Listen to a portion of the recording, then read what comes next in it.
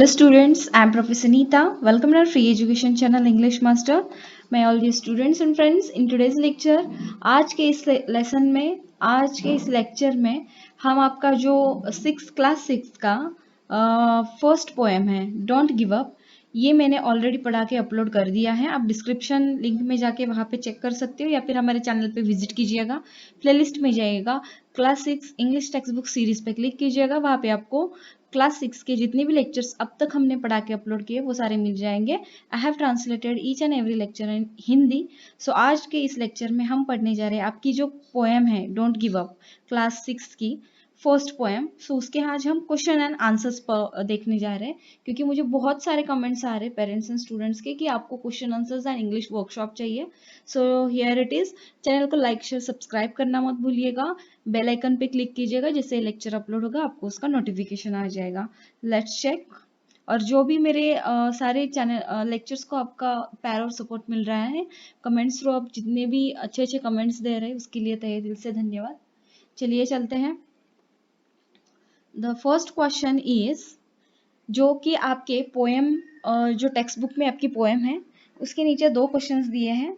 सो वो दो क्वेश्चंस हम पढ़ेंगे और मैंने extra add some questions add किए हैं that is related some grammar and जो भी आपके exam related point of view of your examination जो भी महत्वपूर्ण है वो मैंने यहाँ पे दे दिए हैं। तो आपको एग्जाम में अगर उस तरह के कुछ क्वेश्चंस आते हैं तो आपको वो हेल्प करेगा। Question number 1, have you ever given up on something good? Share your story with your friend. यानी कि यहाँ पे पोएट आपको पूछ रहे हैं, जो पोएटेस है आपके पोएम के।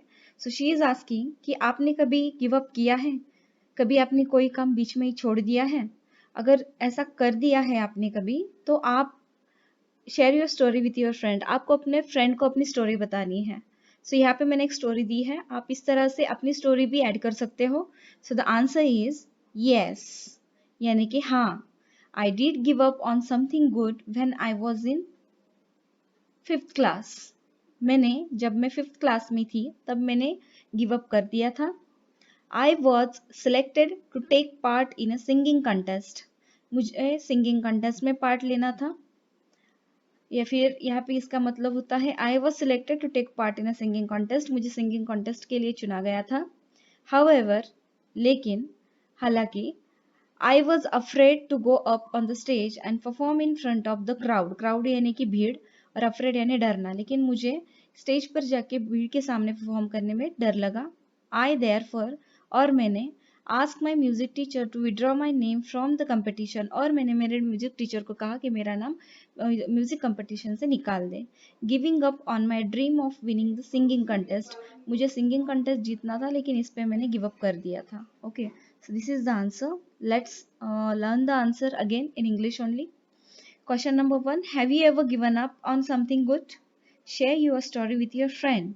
Answer is yes, I did give up on something good when I was in 5th class. I was selected to take part in a singing contest.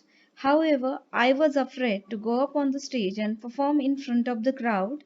I therefore asked my music teacher to withdraw my name from the competition, giving up on my dream of winning the singing contest. Okay, this is the question 1। अभी जो आपके text book में poem के नीचे जो second number का question है आपका पॉइंटर में, question number 2, your friend fell down learning to ride a bicycle, okay, and now has given it up altogether. What do you think will be the poet's advice? Write it down.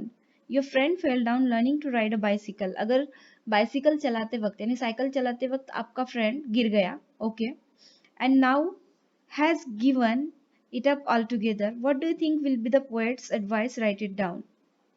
Okay, तो अभी poetess जो है उनकी advice आपके friend के लिए क्या रहेगी?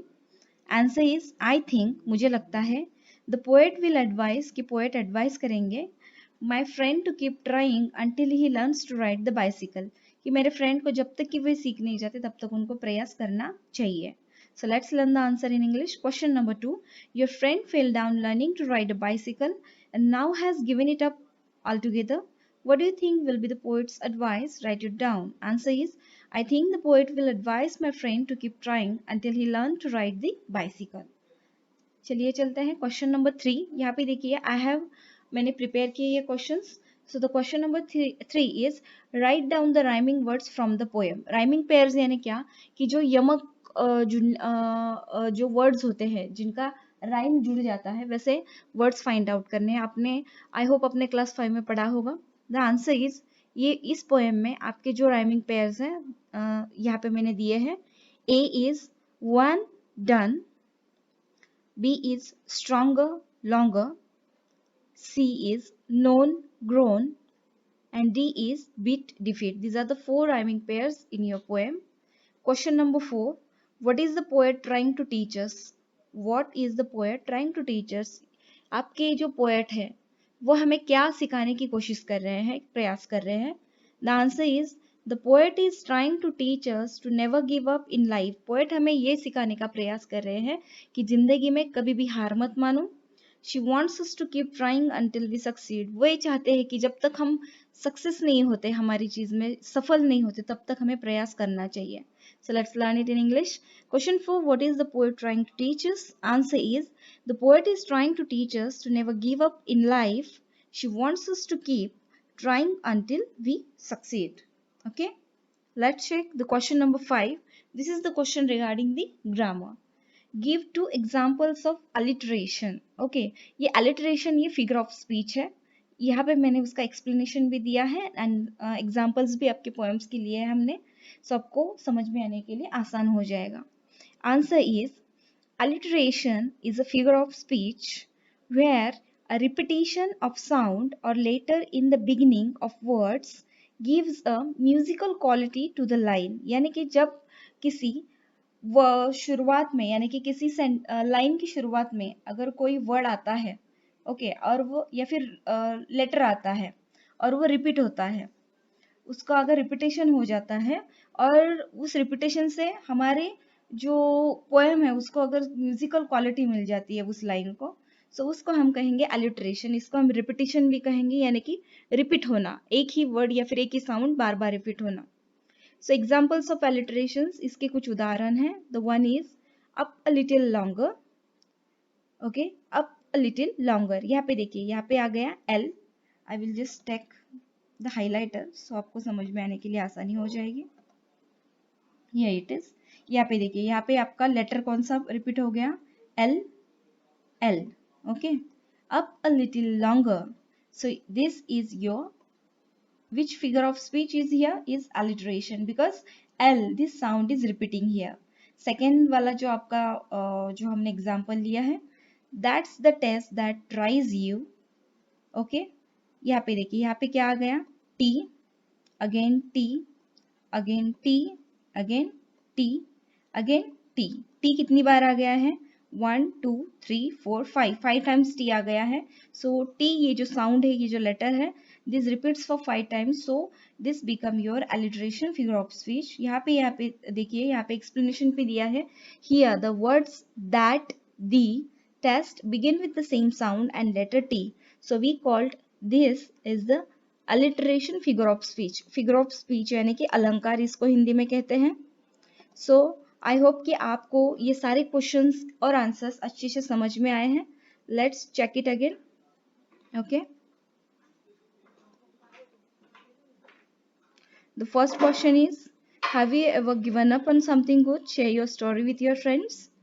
ये इसका आंसर है। The second question is your friend fell down learning to ride a bicycle and now has given it up altogether।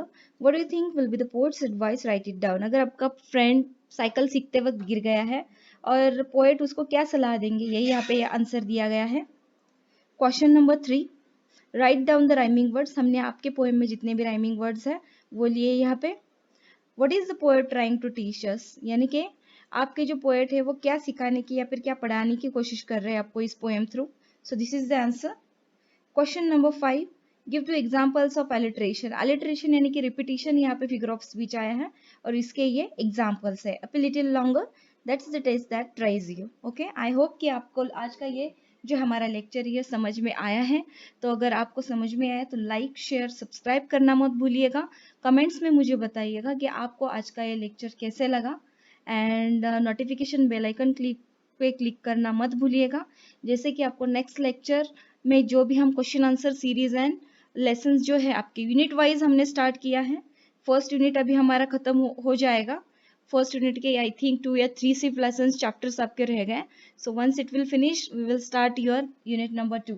सो हम लेसन या फिर पोएम, उसके बाद उसके क्वेश्चन आंसर्स, इस तरह से आपको लेक्चर्स प्रोवाइड करेंगे। और उसके बाद हम एक टेस्ट सीरीज भी लॉन्च करने वाले हैं इंग्लिश मास्टर हमारे यूट्यूब चैनल के प्लेटफॉर्म पे।